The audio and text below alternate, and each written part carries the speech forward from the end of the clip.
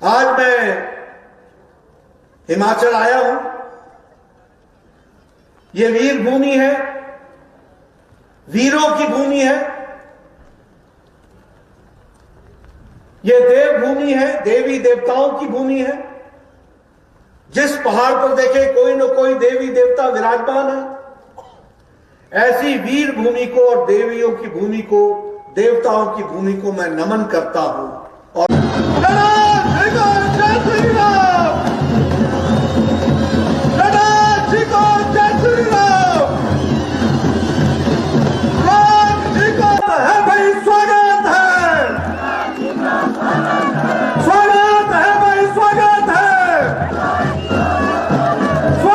तालियों के बीच में तालियां बजती रहे। सम्माननीय मुख्यमंत्री जी, राष्ट्रीय अध्यक्ष जी को टोपी और मफलर पहनाते हुए मेरा 2 नंबर आग्रह रहेगा पंडाल में सभी उपस्थित पहुंचने के लिए। मंत्रिमंडल के सभी सहयोगी राष्ट्रीय अध्यक्ष जी का यहां स्वागत कर रहे हैं, अभिनंदन कर रहे हैं।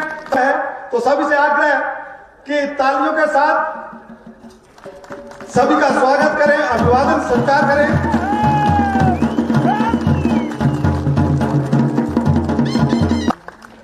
आज मैं हिमाचल आया हूं। ये वीर भूमि है, वीरों की भूमि है। ये देव भूमि है, देवी देवताओं की भूमि है। जिस पहाड़ पर देखे कोई न कोई देवी देवता विराजमान है। ऐसी वीर भूमि को और देवियों की भूमि को, देवताओं की भूमि को मैं नमन करता हूं और उनसे आशीर्वाद लेकर के अपनी बात को प्रारंभ करता हूं। आज जब हम चुनाव की दृष्टि से हमारे पूर्व वक्ताओं ने जो सारी चर्चाएं की हैं, उसमें विशेष करके आपने इस बात का उल्लेख किया कि हाल ही के चुनाव में भारतीय जनता पार्टी को प्रचंड जीत मिली और 4 राज्यों में हम फिर से स्थापित हुए। यहां मैं आप सबके माध्यम से आदरणीय मोदी जी को धन्यवाद देना चाहता हूं, आप सबकी ओर से, कि उनके बताए नीतियों को, उनके बताए कार्यक्रम को, उनके द्वारा गरीब, वंचित, पीड़ित, शोषित, दलित समाज के अंतिम पायदान पर खड़ा व्यक्ति, जिसके नाम पर लोग राजनीति करते थे लेकिन उनके आंसुओं को पोंछने का काम नहीं करते थे, ये मोदी जी ने उन गरीबों की चिंता की, उन दलितों की चिंता की, उन जो समाज के अंतिम पायदान पर खड़े व्यक्ति थे उनको चिंता की और उनको मुख्य धारा में शामिल करने का जो काम किया, उसको इस चुनाव में उत्तर प्रदेश की जनता ने, गोवा की जनता ने, मणिपुर की जनता ने, उत्तराखंड की जनता ने मुहर लगा करके विजय हासिल कराई। ये हमको ध्यान में रखना चाहिए। इस चुनाव में बहुत सी चीजें प्रथम बार हुई हैं, बहुत सी चीजें प्रथम बार। उत्तर प्रदेश में प्रथम बार किसी की सरकार 38 साल बाद दोबारा रिपीट हुई। उत्तर प्रदेश में प्रथम बार कोई मुख्यमंत्री 5 साल पूरे करके दोबारा शपथ लिया है, तो यह उत्तर प्रदेश की धरती पर हुआ। यह उत्तर प्रदेश की धरती पर पहली बार 23 जिलों में clean sweep Bharatiya Janata party की हुई। इस बात को भी आपको ध्यान में रखना चाहिए। और साथ ही साथ इंडियन नेशनल कांग्रेस के 399 सीटों पर चुनाव लड़ने पर 387 सीटों पर जमानत जब्त हुई। यह पहली बार हुआ। 389 में 377, जिसने 30 साल 40 साल राज किया हो, 70 साल से ज्यादा देश पर राज किया हो, आज उत्तर प्रदेश की धरती पर 399 में 387 सीट पर जमानत जब्त हो गई। आजकल एक नई पार्टी भी आई है, जो अपना आपा खो बैठती है। उनकी हालत क्या हुई? 377 सीटों में 377 सीटों में जमानत जब्त हुई है। यह उनकी परिस्थिति आकर के खड़ी। इसलिए मित्रों, इस चुनाव में बहुत कुछ प्रथम बार हुआ है। उसी तरीके से अगर हम उत्तराखंड की बात करें, जब से राज्य बना है तब से पहली बार किसी की सरकार थी और चुनाव में दोबारा चुन करके आई है, वो उत्तराखंड में हुआ है। उस बात को भी हमको ध्यान में रखना चाहिए। और यहां भी हमारी 47 सीटें आई 70 में, लेकिन सबसे चौंकाने वाली बात यह है कि बड़ा सुनते थे शोर तुम्हारा हर गली में, बड़ी चर्चा होती थी मोहल्ले मोहल्ले, आपसे बचो, आपसे बचो, आपसे बचो। 70 सीटों में 68 सीटों में जमानत जब्त हुई। यह ध्यान रखना चाहिए। अगर हम मणिपुर की बात करें तो नॉर्थ ईस्ट में मणिपुर जाना जाता था बंद के लिए, ब्लॉकेड के लिए, स्ट्राइक के लिए, इंसर्जेंसी के लिए। पिछले 5 साल में मणिपुर जाना जाता है शांति के लिए, पीस के लिए, विकास के लिए, प्रॉस्पेरिटी के लिए, डेवलपमेंट के लिए, विकास के लिए। और इंसर्जेंसी समाप्त होकर के मुख्य धारा में शामिल होने का काम। और पहली बार नॉर्थ ईस्ट में, मणिपुर में विशुद्ध भारतीय जनता पार्टी की सरकार आई। और अगर हम गोवा की बात करें तो गोवा में भी हमें मेजॉरिटी तो मिली, लेकिन मिलने के साथ साथ वहां भी भारतीय जनता पार्टी ने पहली बार, तीसरी बार सरकार बनाई, हैट्रिक बनाया है। यह परिस्थिति आकर के खड़ी है। इसलिए मित्रों, ये चुनाव बहुत हमको उत्साहित भी करते हैं और नतीजे भी बताते हैं। लेकिन जैसे मैंने कहा कि ये मोदी जी के नीतियों को, मोदी जी के कार्यक्रमों को, मोदी जी के द्वारा चलाए जा रहे गरीब, वंचित, पीड़ित, शोषित, उनको जो मुख्य धारा में महिलाओं को लाने का कार्यक्रम किया है, उस पर भारत की जनता ने और प्रदेशों की जनता ने मुहर लगाई है। इस बात को हमको याद रखना चाहिए। और इसलिए हम कहते हैं, उत्तर प्रदेश में, उत्तराखंड में, मणिपुर में, गोवा में सरकार हमारी है। और अब हिमाचल और गुजरात की बारी है। हमको उस ओर बढ़ना है, हमको उस ओर जाना है, और उस ओर जाने के लिए हमको तैयारी करनी है। जिस तरीके से पिछले 5 सालों में काम हुआ है, उस काम को हमको याद रखते हुए और लोगों को बताते हुए जनता के बीच में जाकर के सारी बातों को रखना है। आज जब मैं यहां पर इस बात की चर्चा करता हूं तो मुझे खुशी होती है, और मैं एक पहाड़ी स्वभाव का को शाबाशी भी देता हूं तो उससे दुखी भी होता हूं। शाबाशी इसलिए देता हूं कि पहाड़ी समाज, हमारे पहाड़ के लोग बड़े संतुष्ट रहने वाले लोग, शांति में रहने वाले लोग, आत्मसंतुष्टि में रहते हैं। ये बहुत अच्छी बात है। लेकिन इसके साथ साथ जो हम अच्छा काम करते हैं, उस काम को लोगों तक बताने का काम, इसमें हम कंजूसी क्यों करते हैं? ये मेरा कई बार 30 भी आती है, कई बार दिक्कत भी आती है, कई बार लोगों को बताना भी पड़ता है। मैं जानता हूं आप लोग, बहुत से लोग ये नहीं जानते होंगे कि 5 साल के अंदर हिमाचल प्रदेश अब एक तरीके से कहा जाए तो एग्रीकल्चर की दृष्टि से, एग्रीकल्चर प्रोडक्ट्स का, और जिसको कहते हैं एडिशनल वैल्यू के साथ, वैल्यू एडिशन के साथ खड़ा होने वाला एक हब के रूप में हिमाचल प्रदेश खड़ा हो रहा है। इस बात को हमको याद रखना चाहिए। आपको जानकर के खुशी होगी कि आज अगर फूड पार्क की बात करें तो लगभग 9 फूड पार्क 5 साल के अंदर मल्टीनेशनल कंपनीज के इस हिमाचल प्रदेश में स्थापित हुए हैं। 9। यह हमको ध्यान में रखना चाहिए कि किस तरीके से विकास की दृष्टि से काम चल रहा है। हिमाचल प्रदेश आज फार्मा का हब बना हुआ है। लगभग 12 ऐसी कंपनीज हैं जिनका प्रोडक्ट दुनिया में जा रहा है और उसकी मैन्युफैक्चरिंग यूनिट्स जो है वो हिमाचल प्रदेश में है। मित्रों, एक बात ध्यान रखना, और मैं बार बार ये कहता हूं कि यहां लंबे समय तक कांग्रेस पार्टी ने राज किया और उसके बाद किसी को मौका मिला तो बीजेपी को मिला। मैं यहां डंके की चोट पर कह सकता हूं कि जब जब कांग्रेस आई है उसने हिमाचल का हक छीना है, और जब जब बीजेपी आई है उसने हिमाचल को हिमाचल का हक दिया है। इस बात को हमको याद रखना चाहिए।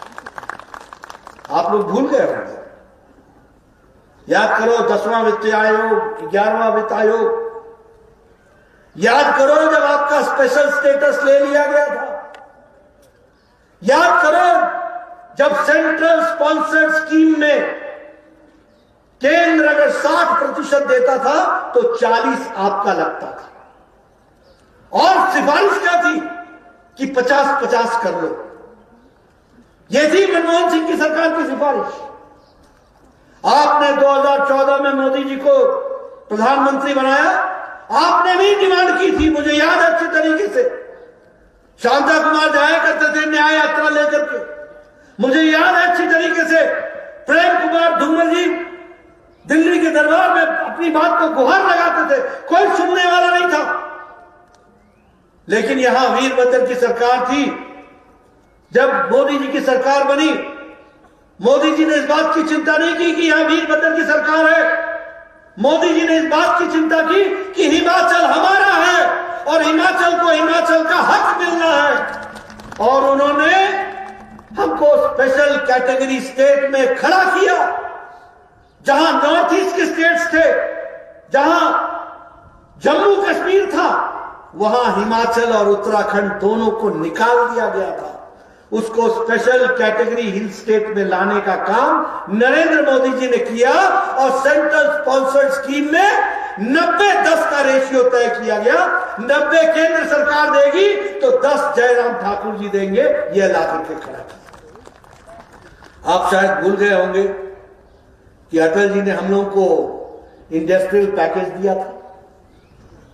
ये जो फार्मा इंडस्ट्रीज आई, ये जो बद्दी का डेवलपमेंट हुआ, लेकिन उसके बाद जब मनमोहन सिंह की सरकार आई तो आपको यह भी मालूम होगा कि यह हक हमसे छीन लिया गया था, यह हक हमसे वापस ले लिया गया था।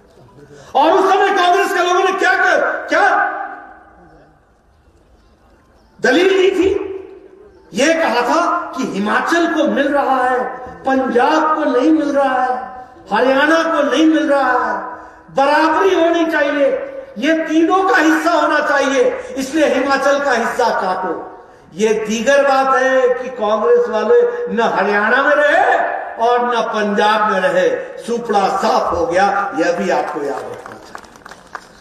इसलिए मित्रों, मैं ये कह सकता हूं, कोल डैम जिसको कड़ाई डैम कहा जाता था, 1960 के दशक में इसके बारे में कल्पना की गई थी, 60 के कांग्रेस की सरकार थी। लेकिन जब अटल बिहारी वाजपेयी की सरकार आई तब जाकर के इसका शिलान्यास हुआ, और यह समर्पित कब हुआ? जब नरेंद्र मोदी जी की सरकार आई तब जाकर कोल डैम हमको मिला। आज वहां पर 800 मेगावाट की बिजली प्रोड्यूस हो रही है। लूरी स्टेज 1, स्टेज 2 नारे लगाते थे कि लूरी स्टेज 1 होगा, स्टेज 2 होगा, उसका शिलान्यास भी नरेंद्र मोदी जी की सरकार ने रखा। आप याद कीजिए अटल टनल, अटल बिहारी वाजपेयी जी ने 2004 में इसका शिलान्यास किया था, 2004 में, और नहीं 2002 में इसका शिलान्यास किया था, और 2020 में शायद सितंबर का महीना था जब मोदी जी ने आकर के इसका उद्घाटन किया, सितंबर में।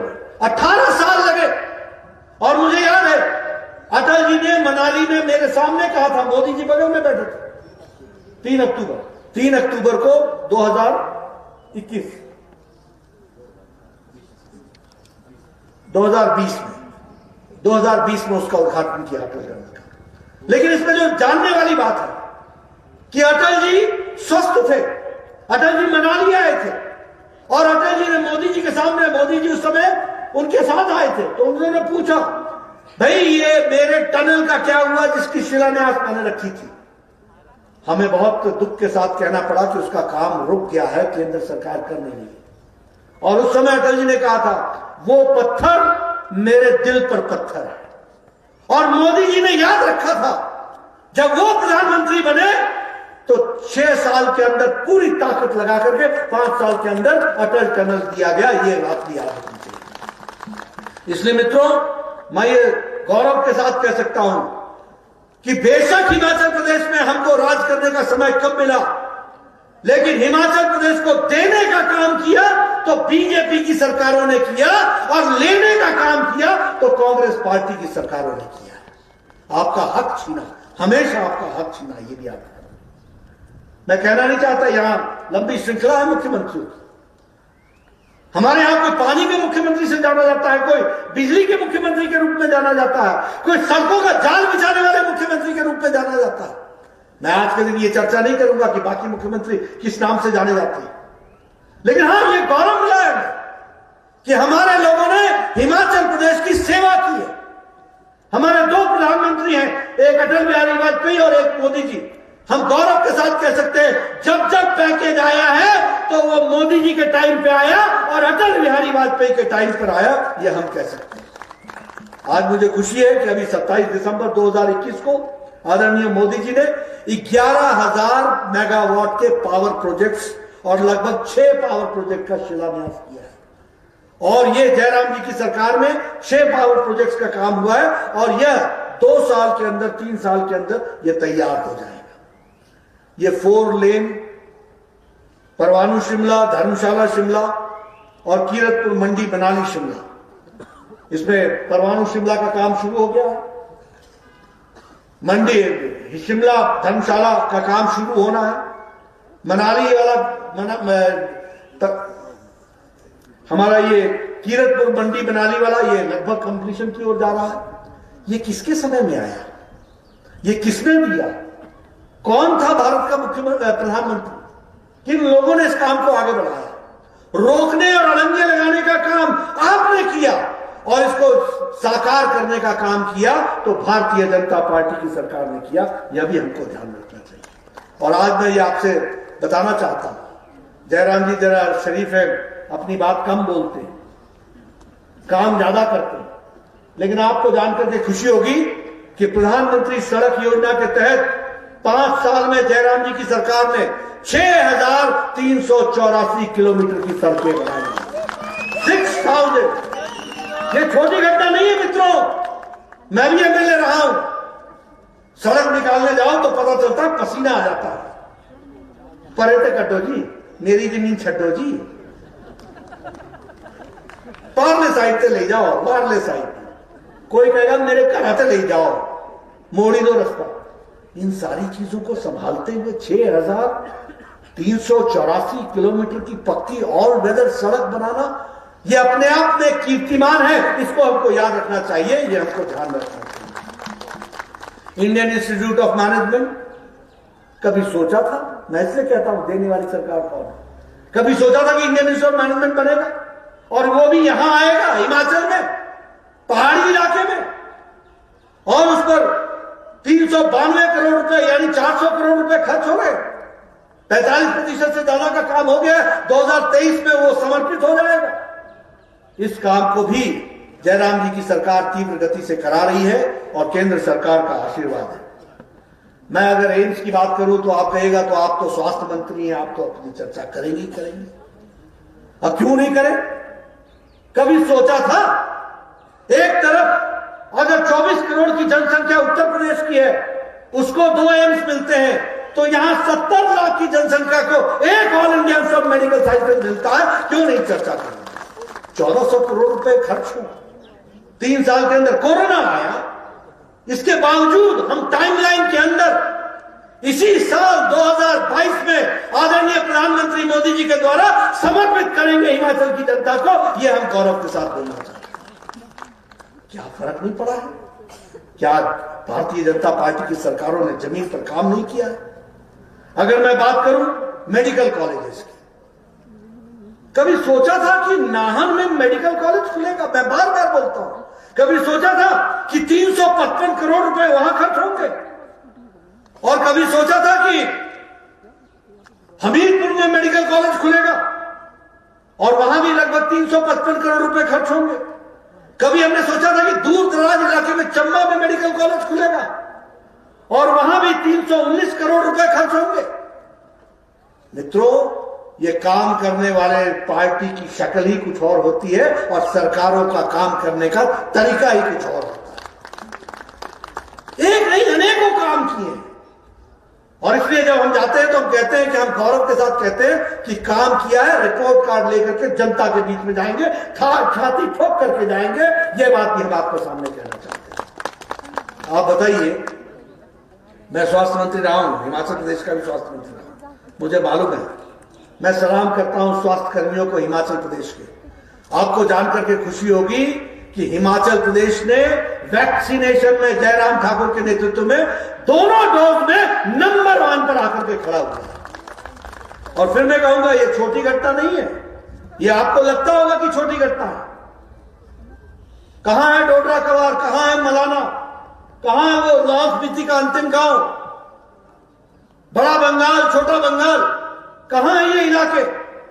और वहां जाकर के इंजेक्शन देना और एक डोज नहीं देना, 2-2 डोज देना और दोनों डोज में अंतर में रख करके डोज देना, ये छोटी घटना है क्या? मित्रों, यह बताता है कि नेता की काम करने की इच्छा शक्ति हो तो धरती पर परिवर्तन आता है और जयराम ठाकुर ने करके दिखाया है। यह मैं आपको बताना चाहता हूं। अगर मैं बात करूं आयुष्मान भारत योजना की, हमारे केंद्र सरकार ने दिया, लेकिन हमने दिया तो वेस्ट बंगाल में भी था। वहां पर लगभग 1 करोड़ लोग इस स्कीम से वंचित है और हिमाचल प्रदेश में 1,25,000 लोग इसका लाभ उठा रहे हैं। यह आयुष्मान भारत का हेल्थ कवरेज का तरीका है, वो भी हमको ध्यान रखना चाहिए। प्रधानमंत्री उज्ज्वला योजना, इसमें भी 1,37,000 लोग यहां का लोग, हमारी बहनें लाभ उठा रही हैं। प्रधानमंत्री किसान सम्मान निधि, अब यह सम्मान निधि तो हमने वेस्ट बंगाल को भी दिया, यह सम्मान निधि तो मैंने अन्य प्रदेशों को भी आदरणीय मोदी जी ने दिया, लेकिन इसका लाभ उठाने का काम हिमाचल प्रदेश ने किया है। 9,37,000 हमारे किसान भाई हैं जिनके खाते में हर तीसरे महीने में 2-2 हजार रुपए देने का काम मोदी जी की सरकार ने किया। यह काम किया है जिस काम को लेकर के हम चले। जल जीवन मिशन 8.37 लाख घरों को कनेक्शन दिया गया है। अब इसमें भी मैं आपको बताना चाहता हूं, 2 साल के अंदर 8,37,000 लोगों को कनेक्शन दिया और पिछले 40 साल में जिसमें सबसे बड़ा कंट्रीब्यूशन शांता कुमार जी का है, जिसको हम पानी वाले मुख्यमंत्री कहते हैं, उन्होंने 40 साल में धूमल जी बाकी सब मिला ले, उस समय जाकर के 8 लाख हमने क्रॉस किया था और इस 2 सालों के अंदर केंद्र सरकार ने जल जीवन मिशन दिया और जयराम ठाकुर जी ने 8,37,000 जल का कनेक्शन पहुंचाया है। यह भी हमको याद रखना चाहिए। और 1,814 करोड़ रुपए पिछले 2 सालों में खर्च हुए हैं हिमाचल की धरती पर। यह भी हमको याद रखना चाहिए। मैं चाहूंगा हमारे कार्यकर्ता इन आंकड़ों को लेकर के जाएं और मैं चाहूंगा कि मेरे पत्रकार भाई, राजनीति नमस्ते जी, हेलो जी, हाय जी, ये नहीं है। राजनीति उसको कहते हैं जो हिमाचल की तस्वीर और तकदीर बदलने के लिए संकल्प लेता है, उसको राजनीति कहते हैं। हम कोई तगमा पहनने नहीं आए हैं, हम कोई कुर्सी से चिपकने नहीं आए हैं, हम कोई विधायक जी कहने नहीं आए हैं, हम कोई मंत्री जी कहलाने नहीं आए हैं। हम लोगों की सेवा करने आए हैं और इसलिए सेवा की बात को करते हैं, वो हम आपके सामने रखना चाहते हैं। ये काम किए हमने। हमसे किसी ने कहा चुनाव आ गए, मैंने कहा तो डरो तुम, हम नहीं। तुम डरो क्योंकि तुम्हारा करतूत बताएगी और तुम्हारे करतूत को रखना मेरा काम है। मैं जाकर के जनता के बीच में बताऊंगा कि हमने क्या किया है। यहां खड़े रख रहा हूं मैं चाहता हूं पत्रकार बंधु उनसे पूछे, हम बताना चाहते हैं। आप बताइए, मुख्यमंत्री स्वावलंबन योजना में टोटल इन्वेस्टमेंट 601 करोड़ रुपए हुआ है पिछले 5 साल में। मुख्यमंत्री स्वावलंबन योजना में 3690 यूनिट्स को अप्रूवल दी गई है और एम्प्लॉयमेंट में 10,222 लोगों को एम्प्लॉयमेंट दी गई है। ये काम हुआ है। जयराम जी, मैं चाहूंगा कि सारी बातें लोगों तक पहुंचे, जो आपने काम किया, लोगों को जानकारी हो। आप इतना अच्छा काम करें और सारी की सारी चीजें नीचे जमीन में लोगों के जानकारी में, जहन में आना है, और किया है। हिमाचल की तस्वीर बदली है, तकदीर बदली है। 6000 किलोमीटर से ज्यादा सड़क बनाई है। ये कोई छोटी घटना है? इसी तरीके से अगर हम बात करें, आप मेडिकल डिवाइस पार्क बना रहे हैं, 261 करोड़ रुपए नालागढ़ में बन रहा है। मैं देख रहा हूं यहां हमारे ठाकुर साहब बैठे हैं। ठाकुर साहब, जम के जाके बताइए, नालागढ़ पार्क बन रहा है केएल ठाकुर जी, और वहां पर लगभग 265 एकड़ की जमीन में 261 करोड़ रुपए खर्च हो रहे हैं। ये आपकी धरती पर खर्च हो रहे हैं। अब आप हल्ले वल्ले नहीं करेंगे तो और क्या करेंगे? बाकी सबको थल्ले थल्ले करना आपका काम है। ये राजनीतिक दृष्टि से हमको समझने की जरूरत है। बल्क ड्रग पार्क बनाने की बात है, उसको भी हम लोगों ने पूरी ताकत से रखा है। और मैं और अनुराग ठाकुर जी जयराम ठाकुर के वकील बनकर के भारत सरकार में खड़े रहते हैं। इस बात को मैं आपको बताऊंगा। हम लोगों ने इस काम को आगे बढ़ाया। आपने ग्लोबल समिट किया। ग्लोबल समिट में आपने 97,000 करोड़ रुपए का आपने एमओयू किया, जिसमें से 41,853 करोड़ रुपए आपने उसको अप्रूव करके उसको इंप्लीमेंट कराया। ये छोटी घटना नहीं है। अगर हमने 1,27,000 लोगों को आयुष्मान भारत से जोड़ा, तो आपने मुख्यमंत्री हिम केयर में 5,40,000 लोगों को जोड़ने का काम किया। यानी हिमाचल प्रदेश में कोई बच न जाए परिवार, इसकी आपने चिंता की। और इसके साथ साथ आपने मुख्यमंत्री सहारा योजना के तहत 18,000 पेशेंट्स को रजिस्टर किया है। ये छोटी घटना नहीं है मित्रों। मुझे याद है, एमएलए होते थे आपके साथ, मुख्यमंत्री जी इसका ऑपरेशन होना है, हार्ट का, इसका किडनी का ऑपरेशन होना है, इसको आप पैसा दे दीजिए। मुख्यमंत्री जी, ये इसके लिए आप हमको पैसा दे दीजिए। मैं स्वास्थ्य मंत्री था, स्वास्थ्य मंत्री जी आप जरा सिफारिश कर दीजिए। आज 18,000 लोगों को रजिस्टर किया गया है और उन पर 3,040 करोड़ रुपए खर्च हुए। ये मैं आपके सामने बताऊंगा। 340 करोड़ रुपए, 340 करोड़ रुपए खर्च। ये बदलता हिमाचल है। अब याद करो, अभी ये प्रधानमंत्री सड़क योजना की बात करें, मैं बार बार सुनाता हूं। मैं जब 98 में 94 में एमएलए था, तो किसी सड़क पर मुझे 40,000 रुपए मिल जाते थे, तो एक्सीएन आकर के मुझे बोलता था, भैया सर आप ऐसा कीजिए, आप मुझे कोई सड़क बता दीजिए जिस पर ये मैं 40,000 लगा दूं, क्योंकि आपके यहां बनने वाली सड़कें तो 20 हैं, तो 40,000 में क्या लगेगा? तो ये तो ऊंट के मुंह में जीरा होगा। आप बताइए, एक सड़क पर लगा रहे। आजकल मैं एक सड़क पर पैसा देता हूं, मैं कहता हूं 12 करोड़ रुपए इसको सड़क दे, तो हमारे यहां तुरंत मुड़ करके हमारा एमएलए कहता नहीं, मजा नहीं आया, 15 कर दो, 15 एक ही किस्त में बन जाए। ये कभी सुना था 12 करोड़ और 15 करोड़? ये बदलता हिमाचल, ये बदलता भारत, ये तस्वीर हमने अपनी आंखों से देखी है, जो मैं आपके सामने बयां कर रहा हूं। ये हमने परिवर्तन देखा। इन बातों को हमको समझना चाहिए। उसी तरीके से मैं स्वास्थ्य मंत्री था, बिलासपुर में ट्रॉमा यूनिट लाते लाते मेरा पसीना बह गया, हाथ पांव ठंडे पड़ गए। आज आपको 6 ट्रॉमा यूनिट मिला हुआ है, और 6 ट्रॉमा यूनिट में आप 29 करोड़ रुपए खर्च कर रहे हैं। 29 करोड़ रुपए मैं ऐसे बोल रहा हूं जैसे ये लो भैया रेजगारी, 29 करोड़ रुपए खर्च हो गया, काम चल रहा है। कभी सोचा था कि हिमाचल प्रदेश में लेवल 3 लेवल 2 का हमको ट्रॉमा सेंटर मिलेगा? आज वो भी मिल गया है। मुख्यमंत्री गृहिणी योजना के तहत आप लगभग 3,23,000 बेनिफिशियरीज को, हमारे बहनों को आप टच कर रहे हैं, उनको आप सहायता दे रहे हैं। आप बताइए, शिमला के स्मार्ट सिटी के लिए 194 करोड़ रुपए अगर केंद्र सरकार ने दिया है, तो 190 करोड़ रुपए जयराम जी ने स्मार्ट सिटी में शिमला के लिए दिया है। यह हम बताना चाहते हैं। मैं शिमला में खड़ा हूं, 190 करोड़ जयराम जी ने दिया है और 194 करोड़ केंद्र की सरकार ने दिया है, और यूटिलाइजेशन लगभग 253 करोड़ रुपए का हो गया है। हमारे जो स्लम डवेलपर्स हैं, उनको 2 बिस्वा जमीन देने का तय किया कि नहीं किया? तय किया कि नहीं किया? सारे हिमाचल प्रदेश में। और शिमला में लगभग इनकी संख्या 3,000 है। अब मैं शिमला की धरती पर खड़ा हूं। कभी हमारे लोग सोचते थे, कभी कोई वाल्मीकि भाई, कोई समाज, कोई सफाई कर्मचारी सोच सकता था कि उसकी शिमला में अपनी जमीन होगी? ये मुख्यमंत्री जयराम ठाकुर ने और उनकी सरकार ने करके दिया है। इस बात को भी हमको याद रखना। इसलिए मैं कहता हूं ये गरीबों की सरकार है, ये वंचितों की सरकार है, पीड़ितों की सरकार है, ये शोषितों को मुख्य धारा में लाने वाली सरकार है। ये हमको समझना चाहिए। अभी शिमला में आपके यहाँ न्यू ब्लॉक आईजीएमसी में बन रहा है और 700 गाड़ियों की पार्किंग का सोचा जा रहा है।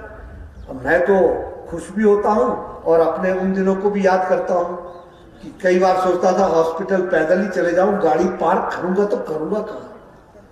पेशेंट का जो हाल होता था, शिमला में दूर दराज से आते थे, वो गाड़ी कहां पार्क करें यह समस्या होती थी।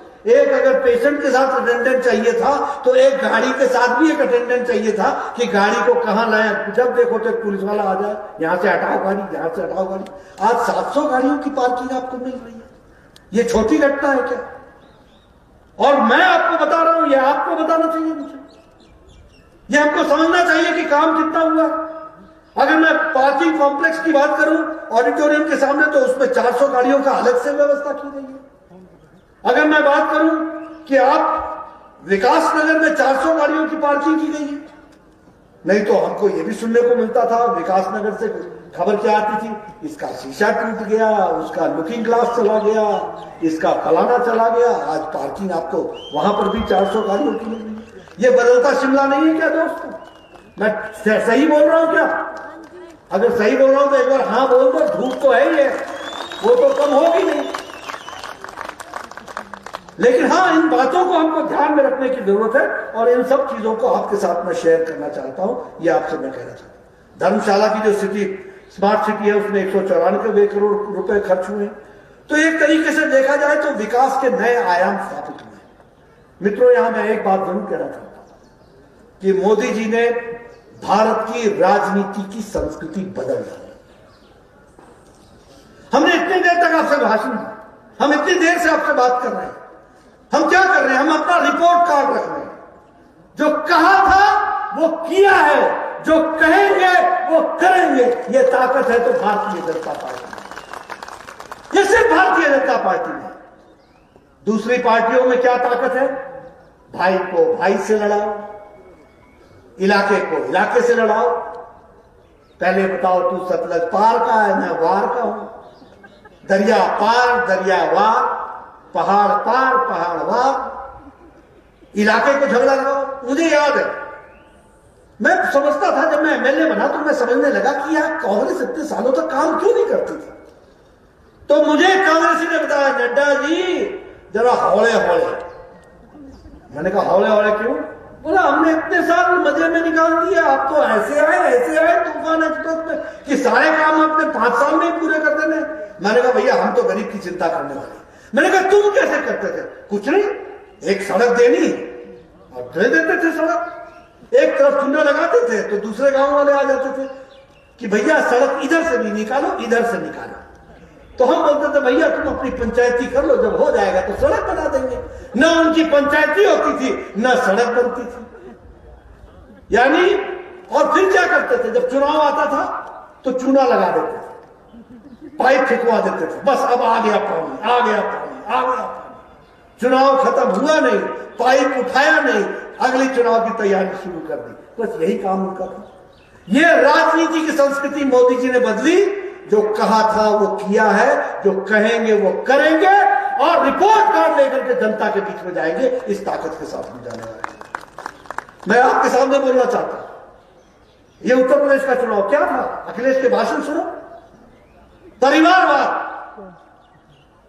संप्रदायवाद, कहां से जिन्ना उठा कर ले आए? जिन्ना का जिन्न घुमा दिया। किसने कहा था संप्रदायवाद लो? किसने कहा था कि मजहब की बात करो?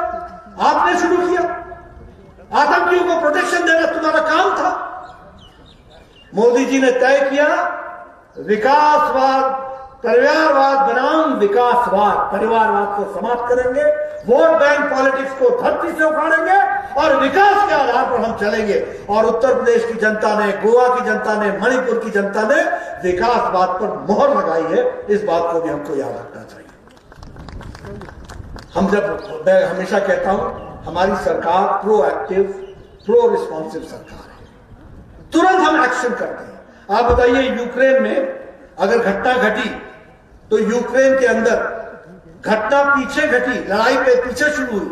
आपको जानकर के खुशी होगी कि यूक्रेन में 1 महीने के अंदर 26 फरवरी से लेकर के लगभग 30 मार्च तक 23,000 बच्चों को वहां से सकुशल लाने का काम मोदी जी की सरकार ने किया और हिमाचल प्रदेश के भी 436 बच्चों को सुरक्षित घर पहुंचाया।